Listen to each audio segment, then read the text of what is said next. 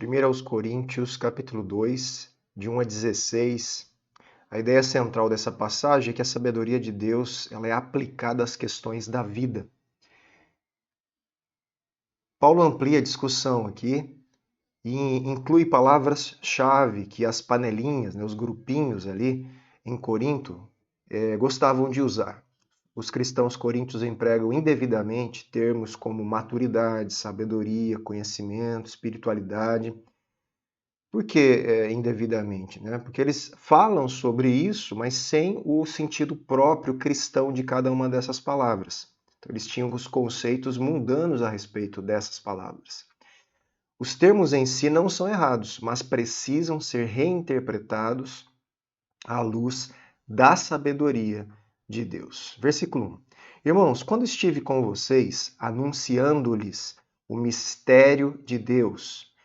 Olha só, existia um mistério de Deus até aquele momento, que agora não é mais mistério, é revelação. O mistério estava ali embalado em promessas do Antigo Testamento que hoje estão esclarecidas na pessoa e na obra de Jesus, que é o Cristo, o Filho de Deus. Então esse mistério agora está em formato, foi revelado a nós, tá bom? Ele anuncia um mistério antes oculto, e ele está falando justamente da sabedoria de Deus, da salvação em Cristo. Então, irmãos, quando estive com vocês anunciando-lhes o mistério de Deus, não o fiz com ostentação de linguagem ou de sabedoria. Paulo deixa claro que o conteúdo de sua proclamação lhe foi dado como revelação de Deus e não se originou em pensamento humano.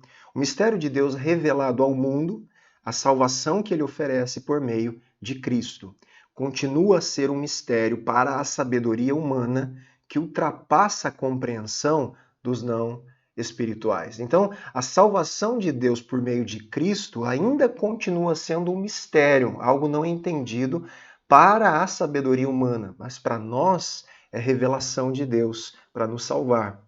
Porque decidi nada saber entre vocês, a não ser Jesus Cristo e este crucificado. E foi em fraqueza, temor e grande tremor que eu estive entre vocês.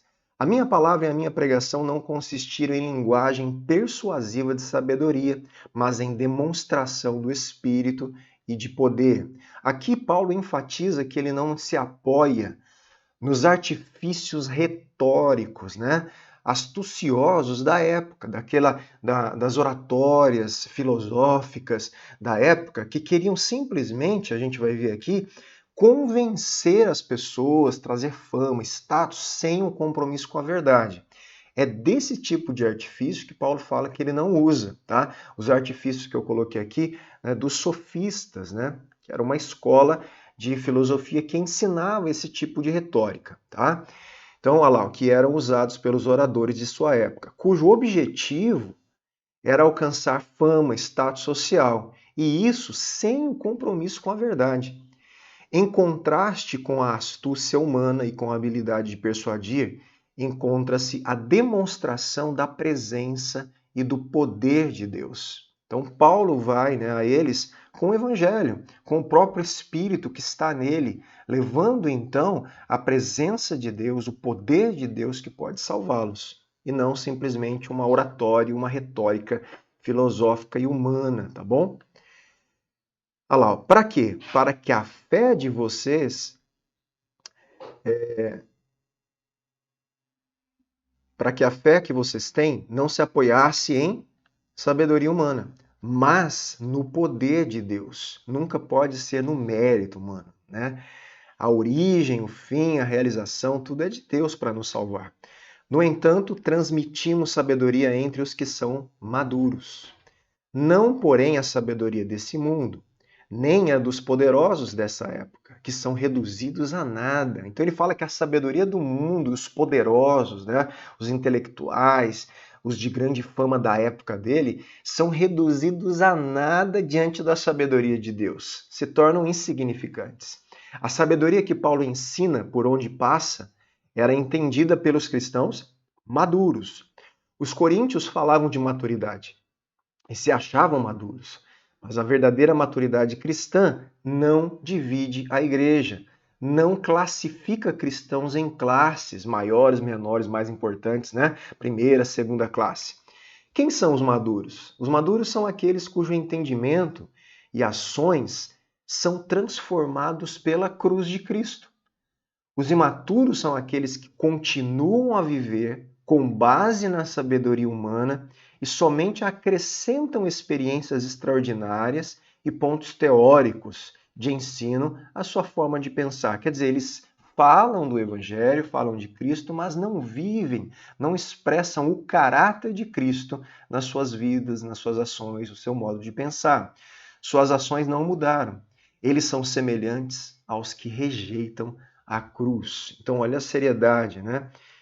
Dessa vida que está desconexa da fé do Evangelho, né? Isso não pode acontecer. É isso que Paulo está falando aos Coríntios e, obviamente, a nós. Pelo contrário, transmitimos a sabedoria de Deus em mistério, a sabedoria que estava oculta e que Deus predeterminou desde a eternidade para a nossa glória. Aqui, gente, não tem tempo, não posso pregar aqui, né? Nós estamos fazendo uma leitura rápida e expositiva do texto.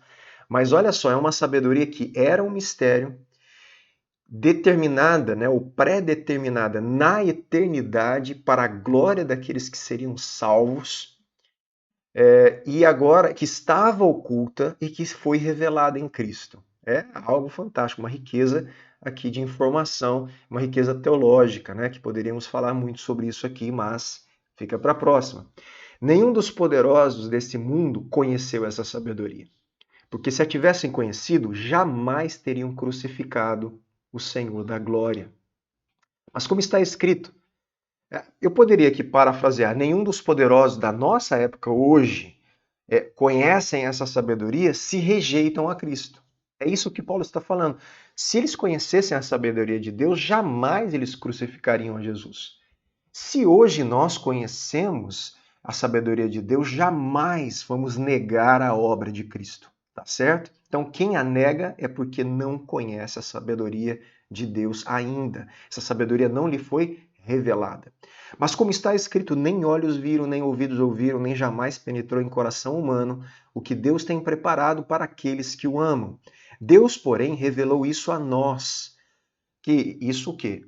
O mistério de Deus que estava oculto, a sabedoria eterna, está revelada a nós por meio do Espírito.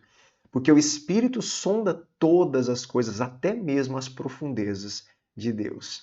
Então ele sonda o próprio ser de Deus, né, que ele faz parte, e então revela essa mente de Deus a nós, através da obra e da pessoa de Cristo. Pois quem conhece as coisas do ser humano a não ser o próprio espírito humano que está nele? Assim ninguém conhece as coisas de Deus, a não ser o próprio, Espírito de Deus.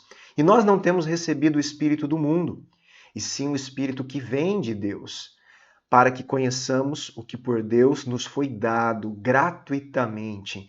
Então, o Espírito de Deus está em nós para revelar a mente de Deus e para a gente conhecer o que nos foi dado gratuitamente. A salvação é o mistério de Deus oculto, eterno, a sabedoria eterna revelada em Cristo que nos é dada pela fé de forma graciosa e gratuita. Nós precisamos conhecer isso que nos foi dado. E quem nos ajuda a conhecer isso é o próprio Espírito de Deus. Ele que nos leva a conhecer mais da pessoa e da obra de Jesus, de Cristo, do Filho de Deus. O Espírito de Deus é o intérprete da sabedoria de Deus. Aqueles que não têm o Espírito, os não espirituais, não conseguem sondar os propósitos de Deus e compreendem de modo equivocado, errado, a ação de Deus. Por isso que muitas pessoas que não são salvas ainda, leem o Evangelho e não entendem. Elas não conseguem compreender com clareza o que está acontecendo para salvar, quem eles são diante disso. Não há uma compreensão. Essa compreensão ela só vem para a salvação quando o próprio Espírito de Deus ilumina a nossa mente para que o Evangelho clareie e aí então nós cremos, acreditamos e somos salvos.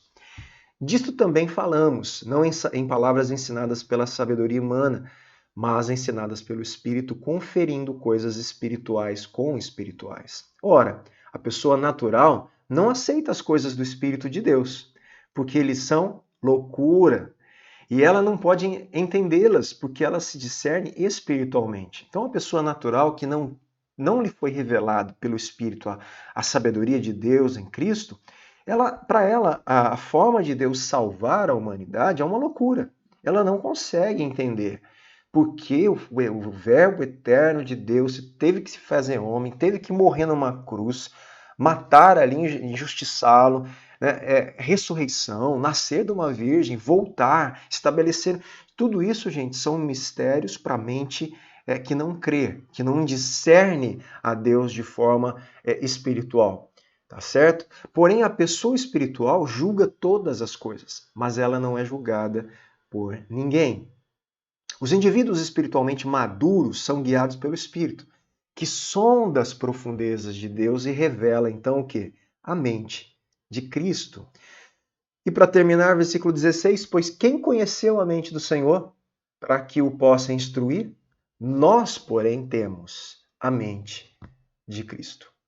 Quando nós entendemos pela graça o Evangelho, conhecemos a pessoa e a obra de Cristo com clareza e crescemos nela e damos testemunho disso na nossa vida diária, nós estamos, portanto, tendo a mente de Cristo e nós temos que crescer nisso a cada dia, nesse processo também que nós chamamos de santificação.